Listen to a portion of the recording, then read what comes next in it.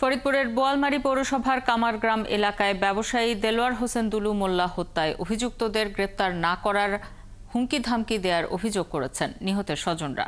তাই হামলার সাথে জড়িত সবাইকে এখনো পুলিশ এজাহারভুক্ত করেনি, যদিও পুলিশ বলছে হত্যায় জড়িত সব অপরাধীকে আইনের আওতায় আনা হবে। মনিরুল ইসলাম টিটুর তথ্য ছবিতে প্রতিবেদন। গত ২১শে মার্চ বেলা ১১টার দিকে বাড়ির সামনেই প্রতিপক্ষের অতর্কিত হামলায় জখম হন দেলোয়ার। প্রথমে তাকে এলাকার স্বাস্থ্যকেন্দ্রে নেওয়া হলে অবস্থার অবনতি হওয়ায় ঢাকায় পাঠানো হয়। ঢাকা মেডিকেল কলেজ হাসপাতালে চিকিৎসাধীন অবস্থায় গত ৬ এপ্রিল মারা যান তিনি।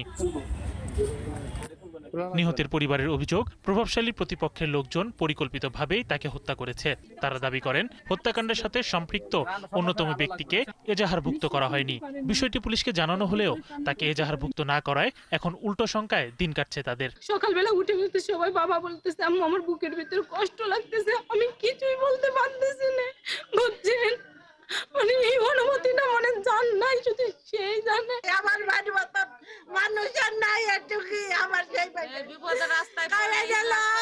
এই গুণের বিচার চাই। আমার মামার কি কষ্ট হয়েছে সেটা আমরা দেখছি, কাছ থেকে সহ্য করার মতো না।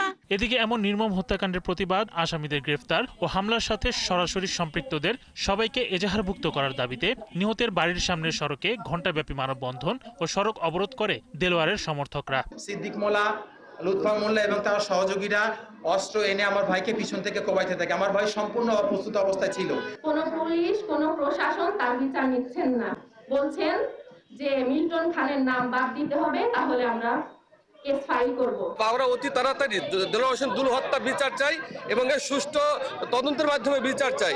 তবে বোয়ালমারী থানার ভারপ্রাপ্ত কর্মকর্তা জানান, হামলার পরই থানায় অভিযোগের ভিত্তিতে মামলা নেওয়া হয়। মৃত্যুর পরে তা আপনা আপনি হত্যা মামলায় রূপান্তর হয়েছে। এখানে নতুন করে নাম সংযোজন করার সুযোগ নেই। তদন্তে যাদের নামে আসবে, কথা হলো যে যাদের নামে আসে, যে দলের হোক, কিন্তু আমাদের কোনো সাথ দেওয়ার সুযোগ নেই। প্রত্যেকেই নাম চলে আসবে, সিএসএ সবার নাম চলে আসবে। আর যদি নতুন করে যেটা বলছে, নতুন করে জানার কোনো সুযোগ নেই, আমাদের নিতে পারবো না। শরীফ আজাদ প্রীতম, ৭১।